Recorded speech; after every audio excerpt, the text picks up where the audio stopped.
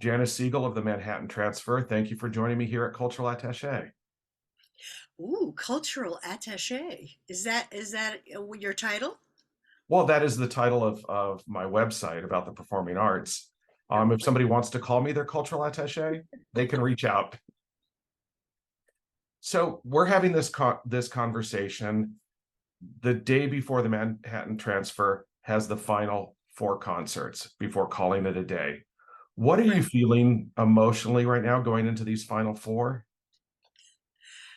I'm feeling all the feels.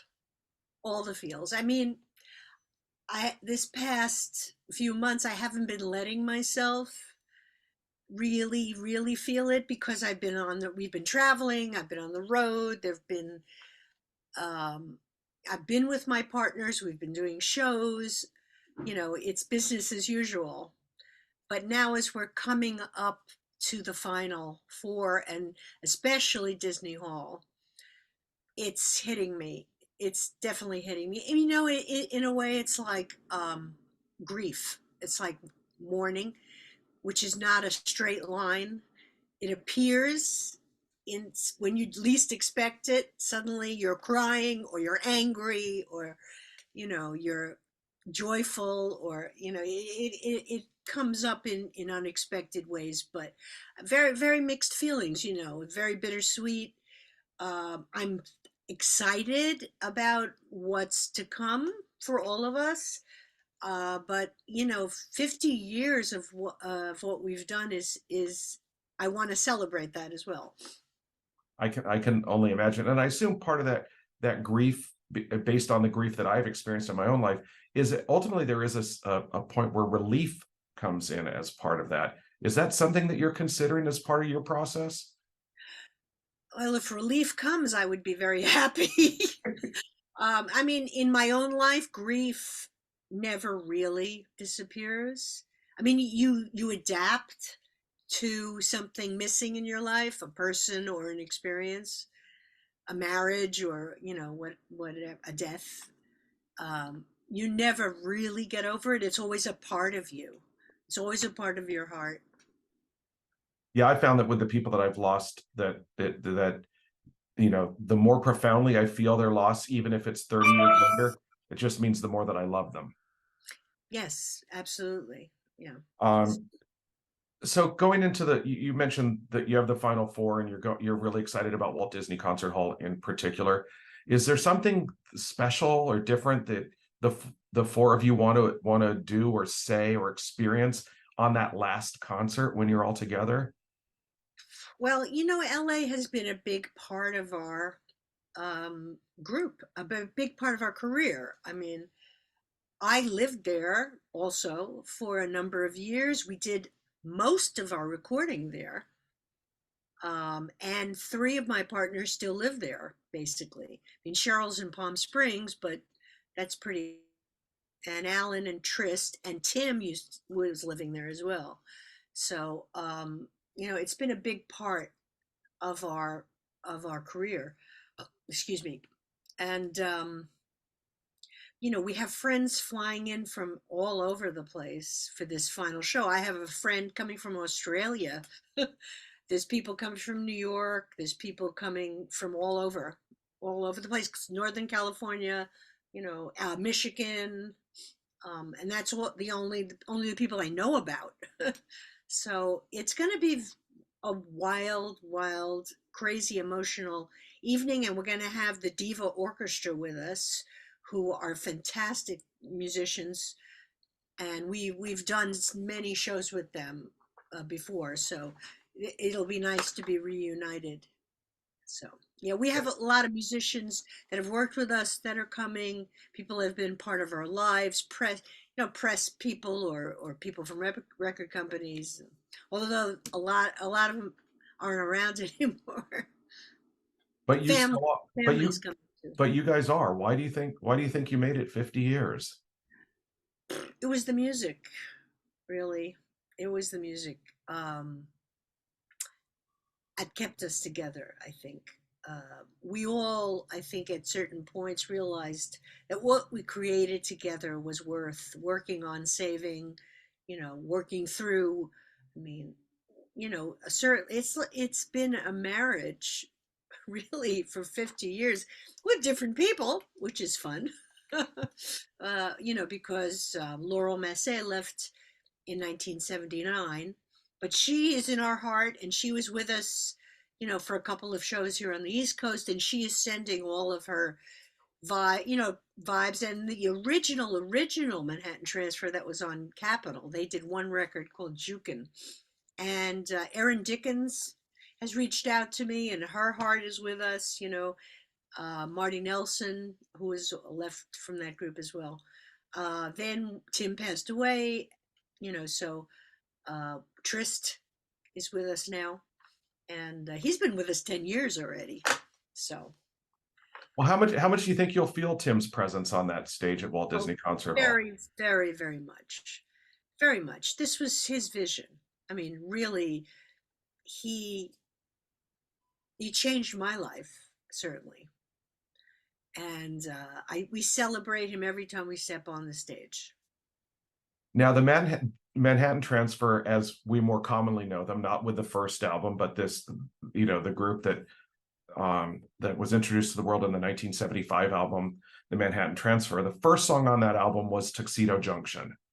The Yes. last song on 50 is God Only Knows. How do these two songs reflect the musical journey you have been on with the Manhattan Transfer? Ooh, well, Tuxedo Junction was probably one of our first forays into vocalese, because we're singing the Glenn Miller arrangement, basically. I mean, it's very rudimentary and, beginner like, but we're trying to emulate the sound of the muted trombones. Ooh rah, ooh rah. You know, it's funny because that's a song that children really like too. Um, so Tuxedo Junction was our first foray into vocalese, big band vocalese swing, you know. And God Only Knows, was really championed by Cheryl, who feels, and I agree with her, that it's one of the greatest pop songs ever written. And it's very emotional, you know. And we're saying God only knows where we'd be without, I guess, our audience and each other. So, And without the music, for that matter. without the music, yeah. Well, it's interesting that you bring up Vocalese. Vocalese happens to be my favorite Manhattan Transfer album of all of them. It feels really special for, reasons I can't put a finger on. Is it equally special for you? Yes, definitely special. I adore John Hendricks. He was my father, musical father, for sure. A mentor, friend. And I worked very closely with him. Even after, I mean, especially during the Vocalese album, but even afterwards, I find lyrics that he just left here, all the time. And I'm actually going to be recording some in January. Well, you're Uh, not you're not letting time, anything, cling to no your body grass without. growing under these feet. No, No. you're going right to it. Yeah, I am. I am. Because I feel a momentum still. It's if I'm married to anything, it's the music. Certainly. Um, Well, when you look at a vocalist like Marilyn May, who I mhm. would assume has to be a role model on a certain level for what anybody can do late in life. Does Well, does Sheila Jordan too. Right, right. But are these careers that the type of careers you envision yourself having in this next chapter of the Janis Siegel story? Yes, absolutely. But also, I would love to. I still want to travel. I want to spend a lot of time in Europe. I think because that feels more like my home in a way, musically and you know, culturally even. And I don't really like what's going on here. So, but Gee, that's I can't another. imagine why. I don't. I don't want to really get into that. But yeah, for musicians, for what I want to do, I'm looking towards Europe. And wouldn't it be nice to be there and not necessarily be working the whole time, just going from show to show? Exactly. Love it, love it. I love to eat. I love to cook. I'm considering maybe even going back to school. I, I'd like to embellish my life with some other things, but I certainly look towards Sheila Jordan and Marilyn May as shining inspirations, for what you can do. And you want to prove F. Scott Fitzgerald wrong that there are second acts in American life. Absolutely. And third acts. Right, right. Why not? Um, is there any one or two things that you think you've learned most during this 5 decade journey? Um, I really believe I've learned how to collaborate. It's not easy. I mean, in all our configurations, you've got four very different people, and everybody's got different creative ideas and the way and prioritizations, and to be able to work through differences and work through anger and or differences of opinion and not just throw a chair and walk out has been a real learning experience, I think, for all of us. Which is really interesting to hear, from somebody who's part of a quartet, because that is at the root of what you have to do musically too, isn't it? Yes, absolutely. I mean, I'm singing harmony, and I'm in the middle of it, which is where I love to be. I've got I'm in service to the chord, and as a vocal arranger myself, they're like my children. The notes, I want them to be heard and sound and resonate, and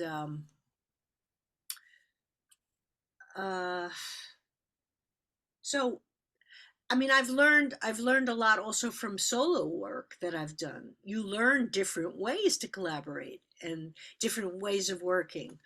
So, and I feel like it's been very valuable because I've brought those different ways back into the group, and that energy back into the group. Well, you've mentioned in previous interviews that it's tough to maintain, quartet singing style as the voice ages. Yes. It's tougher to you can't modulate everything down to a lower register if that's what you need, for instance. That's What why do you you, don't have a lot of vocal groups that last as long as we do. right, right. Let's face it, whoever's traveling as the ink spots right now aren't really the ink spots. Nope. No. um, so how much are you looking forward to exploring just your vision of the way to present music? Because, like, for instance, I love the arrangement that you do of I Fall to Pieces on Crying in My Whiskey. Ooh, look at you. Getting the obscure stuff. I'm a huge Patsy Cline fan. So, when I first listened to the album when it came out, I actually went to that track first because I thought you can't do Patsy Cline. So you got to No. do something different. So I wanted The to hear what you would song do. is tragic. Hmm. Song is tragic. Absolutely. Yeah. So I didn't want to, I wanted to express that through the music. The arrangement, really, the feel of that comes from a collaborator of mine here in New York named Addison Fry, young pianist that I met at the University of North Texas. And we worked that up as a duo first. So, Um, so what are your thoughts as to how you, I mean, you're obviously starting to record something in January. So you have the first, ideas formed, but what do you want to say most with your music now as a solo artist moving forward that perhaps you haven't been able to say previously? well, I feel I have done a lot of eclectic records as a soloist. I mean, I've explored country jazz, I've explored Yiddish music, I've done duo collaborations with Fred Hirsch, very intimate, reconstructing pop songs and jazz standards. Um, and I collaborate with many people in many Brazil. I have a Brazilian trio as well, Requinche Trio, and I sing with a Latin big band now too. The which We are nominated for Grammy this year, which is very exciting. The Multiverse Orchestra. The album is called Vox Humana, and it features myself and Antoinette Montague and Jennifer Jade Ledesma. So and Orestes Sabrantes. So four vocalists. So I've been on this journey learning about the very complex area of Latin music throughout the world. Um, when I go out into the world, I'm going to still be doing all of these eclectic things. I love singing with the big band. I'll be singing with the Count Basie Orchestra in February, and collaborating with a lot of different people. There's a Swedish pianist I'm working with as well, and we're going to be touring in February into March. So, Well, and maybe there'll be a Fred Hirsch reunion, at the Village Vanguard or something. That would be pretty woo, amazing. God, I mean, Fred is he's a dear. First of all, he's a dear friend, but I mean, as a musician, he's exemplary. Whitney Balliet called him a poet of the piano, and he certainly is. For me, Absolutely. I thought he has an amazing touch. I learned how to sing a ballad with Fred. Very, very cool. So 9 years ago, I spoke with Alan Paul when I was doing an interview for Los Angeles Magazine when you guys were at Walt Disney Concert Hall. I guess it would have been in 2014. Um, and I asked him what the future was for the Manhattan Transfer at that time, and he told me, "Come the new year, we'll finally have a chance to really sit down and really try to figure out what we're going to do." Do you remember what those conversations were like in 2015? Was that the point, or somewhere around there, the point when you realized the 50th anniversary might be the right time to hang it all up? No, we didn't think about that then, but that was Tim died around that time. That threw everything into disarray. All the plans, because if had Tim stayed alive, we would have and viable as a member of the quartet, we would be in a totally different place and a different direction, I think, because his input was strong and usually wonderful. So who knows what would have happened? We only started talking about the end probably during the pandemic. The time for reevaluation for a lot of people, Oh wasn't it? yeah, a lot of people, a lot of people. Makes sense. So if you could go back in time, when Tim Hauser would wear a Howdy Doody mask and you were in a diaper with high heels, could Yes, you? that's a look I won't be, doing anytime soon. Well, I might Well, be in a diaper, but I have a feeling you'll be in the high heels first. yeah, Um, but at that point, could you ever have dreamed this career that you have had? no, no, no, and that's what I mean. In the beginning, Tim was the dreamer, but I was the practical worker bee. So I was just like, okay, what has to be done today? Who's writing this arrangement? What's happening here? I'm the, he was the dreamer. I never expected this at all. I was on another path completely. You know, I was in nursing school, and For a but I year, was also you were in nursing school for a year though. yes, only a year, but that was sort of where I was going. But then I was always singing too. I've been singing since I'm 12. So So when did you allow yourself to dream? you need time to dream. That's the thing with creative people. I think you need this sort of alone time and this time to. For me, my time to dream, honestly, is on the treadmill or the shower or in the shower. That's when like nobody can bug me and I'm just my body is busy doing stuff and my imagination runs free. And now you have more time to dream since I do. I do. I you're do. dreaming for a party of one at this point, right? Yes, yeah. I mean, I'm looking, don't get me wrong, I'm looking forward to some time at home because I still love New York so much, and I love where I live, and I'd like to clean my apartment and do all that stuff too. Right, all the stuff you can't get to when you're Read a on the book, road. maybe read some books, not on an airplane. Makes sense. Yeah. Now, you mentioned John Hendricks earlier. Lambert, Hendricks, Ross, certainly strikes me as a trio that must have at least inspired what the Manhattan Without a Transfer doubt, of be, course. became. And I can't imagine that an ensemble like Pentatonics could exist if it weren't for the Manhattan Transfer. What do you Agreed. what do you see as the future for the kind of music the Manhattan Transfer has been performing for 50 years? Say that again. What do you Sorry. what do you see as the future for the kind of music that Oh, Lambert Hendricks Ross did, that Manhattan Transfer did, that um, Pentatonics is doing? well, I mean, Lambert, Harrison, Russ were about vocalese. They were about um, singing John's utterly brilliant lyrics, and honoring the original recordings um, in some measure. They weren't about really expressing themselves in a way, although John certainly did with his and Dave Lambert with their scatting, certainly, and they're two of the most amazing improvisers in that idiom. Um, I love some of these young vocal groups because I hear a lot all over the world, and the art of vocal jazz is alive. There's only a few ensembles though that dip their toe into the vocalese world. I know the Real Group did, and Stockholm Voices maybe.